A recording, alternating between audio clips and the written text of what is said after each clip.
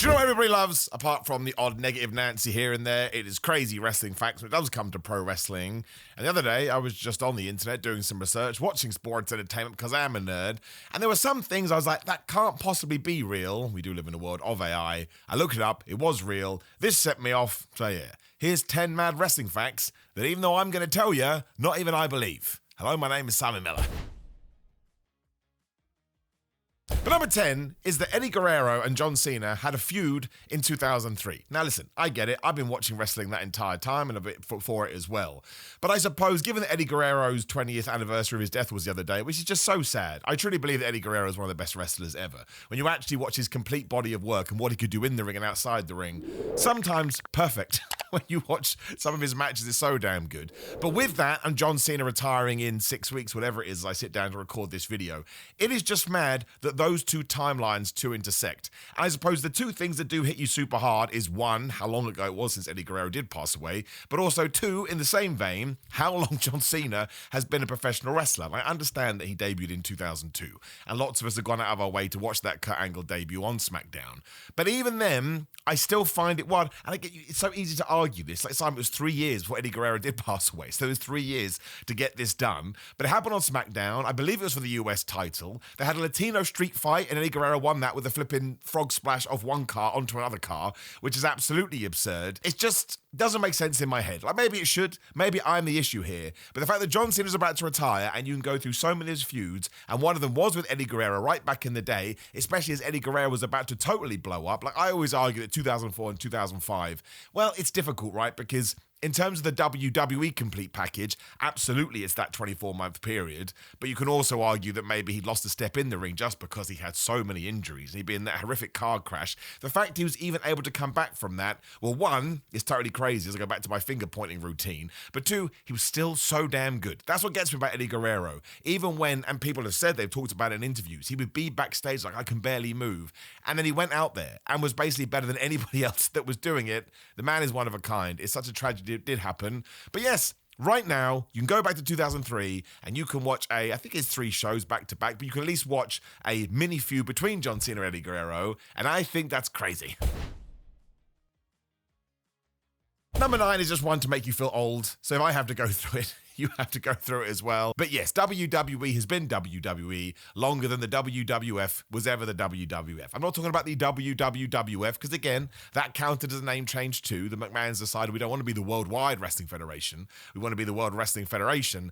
And World Wrestling Entertainment has been around longer than World Wrestling Federation. I can't handle this, because sometimes in my more tired days, I still call it WWF by accident, but I have the figures right here. Because, of course, we've had the WWE since May 2002, which means we're up to 8,568 days. That will probably change by the time you've seen this, because more time will have passed.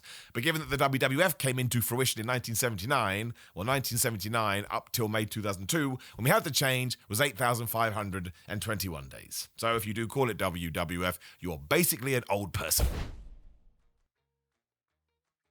Now, number 8, you can contend, should you so wish, but again, there are many, many articles about what the Attitude Era, well, where it began and where it finished, and most people, I think, do say, I'm happy if you want to argue this. The Montreal Screwjob counts as the start of the Attitude Era because it gave birth to the Mr. McMahon character and the Austin feud, and it ends after WrestleMania 17 when Austin turns heel, and I think that's fair. I think if you were going to pick one superstar that was the face of that whole thing, it would be Steve Austin.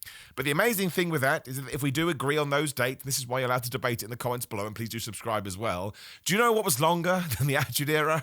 Roman Reigns' 1,316-day title reign. Because that's essentially 3 years and 6 months, whereas the Attitude Era, with what we've just put down there, is 3 years and 4 months. Now, this choice to make Roman the champion for that long was an inspired one, because these days he can just go away from the show for absolutely ages. When he does come back, everyone's like, oh my gosh, it's the Tribal Chief. I completely love him. And I would like to see Roman Reigns on my television more, but I also think he's earned this, right? If that's the way that wrestling works, the bigger the star you become, the more you can kind of negotiate your contract. I would never take that away from the man, especially because you go back to everything before the pandemic. Oh my gosh, I've had to watch so much big dog content recently for other videos. awful, like, especially in comparison. When you realize what we have now, if only we had pulled the trigger after WrestleMania 33 or whenever the Undertaker match was, and he got that incredible response when he came out in Raw, that's what we should have done it. But if we were involved in some kind of intellectual debate about wrestling, which of course can't happen because it's 2025 and the internet will not let us, you could actually sit there and, take the idea or take the viewpoint that Roman Reigns' 1,316-day title run was longer than the Attitude Era. And of course, the absolutely crazy part about all of that is, what was Austin's catchphrase? Austin 316. 316 are the sort of biggest numbers of that time. And Roman Reigns, as you just heard, is give it a second, 316. Did they do that on purpose? I don't know. They can't possibly have done. They can't possibly have known. But there you are. You can now let me know what side of the fence you fall down on. But just because it makes a good stat, I'm going with it. Now, number 7 makes me laugh, and I'm going to have to read my notes that are over there because I want to make sure I get the numbers right. But incredibly, the Alpha Academy have been together longer than the Shield. Now, you can argue Chad Gable leaving sort of renders the Alpha Academy useless, but that's not true. Otis, Cesaro, and Maxine Dupree still turn up, very irregularly these days, as the Alpha Academy. Whereas even if you take Shield Part 1 and you take Shield Part 2, the Alpha Academy of all people haven't beat. Now, I totally forget this until I do look up, but the Shield debuted at November 2012, which was the Survivor Series, to help CM Punk, and then we moved on from that. And they broke up June 2014 when Seth Rollins turned on Roman Reigns and Dean Ambrose with the chair shot heard around the world. That is only 1 year and 5 months, or there and thereabouts. I felt like they were together for at least 2 years before that, but they weren't, so that kind of blows my brain. Then, of course, they got back together in October 2017. I'm ending that on April 2019 when Jon Moxley left the company, because if Moxley's not there, you can call yourself the Shield, but you're not the Shield, and WWE didn't do that anyway. But that's 1 year and 4 months. So that's 2 years and 9 months, right? That is the entirety that the Shield were around. Maybe I've done some maths wrong here. Once again, that's what the comments are for. You can yell at me like, "So, I don't know why I watch your channel." And I totally agree with you. I was born onto this earth. But we do with this stuff what we can. But of course, when were the Alpha Academy put onto this world? I've got it right there. It was November 2020, and they're still going today, and we just hit November 2025, so they've been together 5 years. Now, actually, that's absolutely incredible. They've essentially been together half a flipping decade, which is probably why we should have done that Otis versus Chad Gable match by now, but we're not going to do it, and instead we have American Made. Is that what they're called? It's been so long since I've seen Ivy Nile and the Creeds and Chad Gable together, I've forgotten their name. Probably need to sort that out at some point. It's probably going a little bit too long. But obviously quality is the most important thing. But I want to be careful there as well because I love the Alpha Academy. I'm joking about them here. Otis is absolutely phenomenal. Cesaro is underused. And who makes you feel better than Maxine Dupree? Good grief, she loves wrestling so damn much. And even though Chad Gable did abandon them, he's still one of the best in-ring wrestlers doing the rounds right now. When he comes back from his leg injury, I think it was. Did he tear his pec? I can't remember. But you just know he's going to be awesome. But if you are somebody that's into time, you've got to argue for the Alpha Academy. Now, we have to remove the World Heavyweight Championship here and just tell you that we're just focusing on the WWE title, but I massively enjoyed this one. But Jinder Mahal's very controversial reign with that WWE title is actually longer than every single one that Edge had combined. Now, again, Edge's longer reigns were with the World Heavyweight Championship, but how mad is that? How mad is that every single time Edge won the WWE title, he was winning and losing, he was winning and losing? And actually, we set the tone from this very early on because he cashes in on John Cena with the first ever Money in the Bank shock surprise thingamajig, and then he loses it back even before WrestleMania. Edge and Adam Copeland and Alita have done interviews about this where they thought they would at least prolong it, but that entire year, Edge and John Cena do keep finding each other. And the reason it's such an amazing feud is because John Cena was already established, but the feud with Edge was so good, he was able to take a step up. And I think people were kind of accepting that Edge was going to be a main event guy, but the stuff with John Cena, bada bing, bada boom. They have a TLC match that year. I think it's that year. Or was it a different year? The point is this. At one point, they did have a TLC match. It is so damn good. And just remind you the chemistry they did have. And when it comes to Jinder Mahal's reign, it's not his fault, right? I do not put any blame on Jinder. Nobody would go, no, I don't want to be the WWE champion. But at the same time, the reason it is so controversial and why it can be included in here, because people are like, what? I can't believe it. It's because he literally went from an opening match guy to world champion in around about 2 weeks. And of course, WWE did this as, well, I'm sure they wanted to get some shock ratings too, but they wanted to grow the company in other areas of the world. So they thought, well, we'll have an Indian champion that can help us in India. Even though that has never worked. It never really worked over in the UK either. Like Bret Hart was the big star over here. We love Davey B-Boy Smith, do not get me wrong, but it's not like that's all we wanted to see. We wanted to see all the superstars.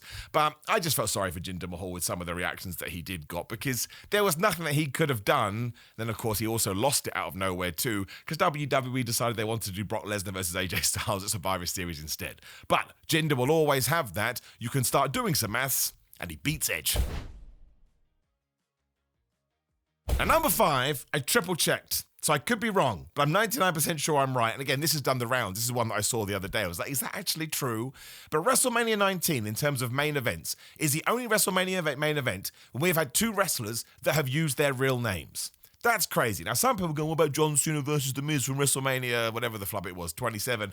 The Miz ain't his real name. His name is Mike Mizanin, right? You wouldn't be able to walk in to some kind of legal court and write The Miz. They'd be like, no sports entertainment name, thank you very much. But it is true, like a Cody Rhodes, a Roman Reigns, The Undertaker, a Hulk Hogan, Bret Hart, there's so many other people, Shawn Michaels. These are not their, The Rock, the Steve Austin, these are not their real names. And I went through every single 41 main events, including bringing in the ones from night 1. So when we started doing 2, Sasha Banks, Bianca Belair, for example, and I was like, I am pretty sure. I almost got tripped up on Becky Lynch versus Charlotte versus Ronda. I was like, her name isn't Becky Lynch, it's Rebecca Quinn. Why do I think this is real? Why am I such a nerd? But that's it. Brock Lesnar and Kurt Angle, the only 2 people that use their real names. Now, I guess you can argue this once again and go, yeah, but everybody changes their name in WWE, especially these days, because that's what WWE likes. But we did get pretty close, for example, because there are other people that had their real names. We mentioned John Cena, we mentioned Bret Hart. I mean, the list then actually shrinks quite a lot. But even Cody Rhodes, that's not his real name. His name is Cody Runnels. I just thought that was totally nuts and totally crazy. I mean, it's Seth Rollins. That's not his real name either. Paul Heyman, you could argue, uses his real name, but of course he's been a manager on the outside. I just thought that one was fascinating, so now I passed it on to you. Number 4 I absolutely love, because it reminds you how awesome Sting was and how many flipping generations he went through. But in terms of video games, he is forever and a day now going to be the only person that was in a WCW game, he's in a WWE game, he was in a TNA game, and he was in an AEW game. Nobody else can say that. Now, of course, Sting was around for the big sort of late 90s where everybody went crazy about wrestling video games. You had Revenge, WCW and NWO, you had World Tour, and you had WWE Attitude, then you had WrestleMania 2000 and No Mercy, etc., etc. But there is no way somebody now, I mean, Goldberg, I suppose, could go to AEW and all of a sudden appear in one of their video games, but I can't see that happening. I think that's very unlikely, and there isn't that many other people that could actually turn up and get in. Kevin Nash would be somebody else as well, and I'm sure there'll be, I mean, Rey Mysterio could go to AEW, of course, and that would work too, but that seems like such a long shot now. But it's just one of those things where I enjoy throwing it out there, because Sting is a legend. Steve Borden is the best. Actually, cheap plug here, I did on my Patreon the other day his last match in WWE against Seth Rollins, where we thought he was retired. Thank Flubbins, AEW does exist for that reason and many others. But to actually end the career of Sting in the right way, and to what I believe is one of the best retirements ever, is so damn important. It's so wonderful. It does make you feel warm and fuzzy in your tum-tum. And this is why. You could start watching wrestling basically over the last 40 years, and you would have been able to get into Sting. And to not give that guy a proper goodbye, a proper send-off, would have been awful. And when did World Tour come out? 96, 97? I think that's about right. Sting is flipping in that game. It's amazing. Number 3 will make you laugh, and again, I want to make it very clear that I don't care about star ratings. Actually, I don't mind them, I should say. I enjoy seeing what people give stars and reviews and ratings like I would anything for video games and movies. But for whatever reason, Dave Meltzer is able to climb to the top of that tree, so people therefore react in a similar way. And we all know the Kurt Angle controversy that he never got a 5-star match, which does mean, if you do read the hallowed pages of the Observer, that, that John Laurinaitis has more 5-star matches than Kurt Angle. And this went down in Japan, and Johnny Laurinaitis was teaming with Steve Williams. Now, the first is against Misawa and Akiyama. So, listen, Johnny Laurinaitis is a super controversial and difficult person these days. And he wasn't the best worker ever, but he knew what he was doing, right? He's not like a complete fumble merchant or whatever you want to call it. So you put him in the ring with those guys, and surprise, surprise, it's flipping awesome. And the next one was against the tag team of Kobashi and Misawa. And if you know nothing about Japanese wrestling, which you don't need to be a wrestling fan, by the way, you can just watch WWE, and it still makes you a wrestling fan. But they are basically 2 of the greatest wrestlers ever. Forget regions and areas, they're absolutely all time. But it is true. Those 2 matches got 5 stars. As we know, Kurt Angle never got a 5-star match, but it doesn't matter. We all know Kurt Angle is one of the best wrestlers of all time. We all know there's about 10 matches, if not more, you could find and go 5-star, 5-star, 5-star. Without Kurt Angle, we wouldn't have some of the wrestling we got today. And in many ways, he helped the big athletes getting into wrestling boom too, because he was like, oh yeah, I get it, I understand. And he opened that door as well and made it less embarrassing for real athletes, for lack of a better term, to think that wrestling was some fake phony nonsense. So It's completely irrelevant. Don't lose any sleep over it. Don't yell about it on the internet. However, as a fact, it's very funny. And number 2 actually ties into what we talked about earlier, the whole WWF, WWF, and WWE. Because over those 3 iterations, only one person has held a belt in every single one. And the irony is, it's Ted DiBiase, the $1 Million Man, who never became the WWF champion. And he's always in those lists saying what characters should have become the WWF champion, never became WWF champion. But when he first joined the WWF, he became the North American champion, which is one of the reasons they brought that belt back in NXT.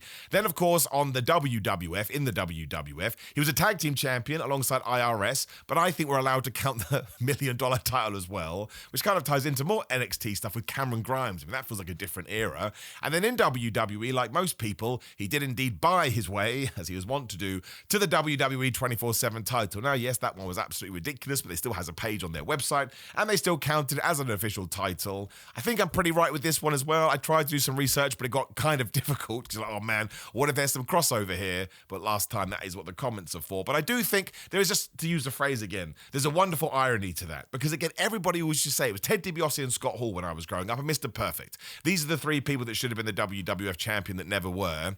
As it turns out, Ted DiBiase was walking around and he was just winning belts all over the place anyway. And number 1 is one you've probably seen on TikTok or Instagram. It comes up all the time. But when I did this list, I wanted a nice, friendly one, I suppose, to finish. And that is that once Kelly Kelly defended the World Heavyweight. And this was a February 2011 SmackDown where, yes, Edge was told by Vicky Guerrero, who was the GM, you have to team with Kelly Kelly to take on Lay Cool and Dolph Ziggler. So it was a 3-on-1, and Edge had been told that if they lost that match, he would lose his title.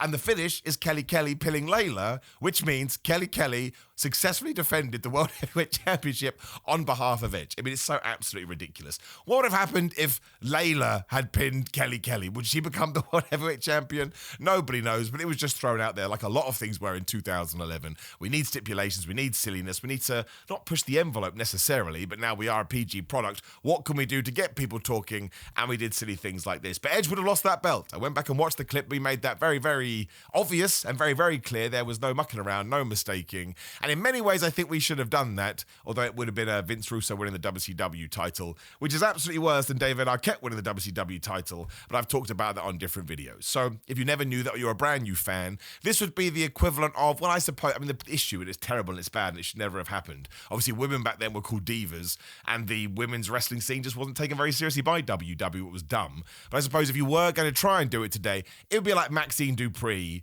sort of defending CM Punk's title. But now I think about that, that wouldn't be so bad. So you know what? This was a great idea. Quite like it. Now listen, there's going to be a bunch more of these, so drop me a comment down there. If we get enough, I'll do another video like this, and I'll make sure I credit you. That sounds like a nice thing to you, so we can do that as well. Please do like the video, share the video, and subscribe. Click the notification bell. Otherwise, GorillaMind.com/Simon. They're doing a Black Friday deal sale that goes on for ages. 40% off, shipping free, all this kind of stuff. Use my code Simon. Get some good fitness supplements, and I promise you they work, otherwise I wouldn't promote them. Otherwise, Patreon.com/Simon316 for my watch alongs. Doing a bunch of John Cena matches at the moment, because why the hell not? Otherwise, Simon316 on social media, TikTok for my dumb producer. You know, I'm going to produce these backstage segments, which I find funny, over on TikTok. Again, search for my name. Same with Cameo, same with Pro Wrestling Tees and all that stuff. Otherwise, I appreciate you. Go out there and make wrestling pub quizzes and send the trivia out far away so we can pretend that we mean something. Otherwise, I'll see you soon.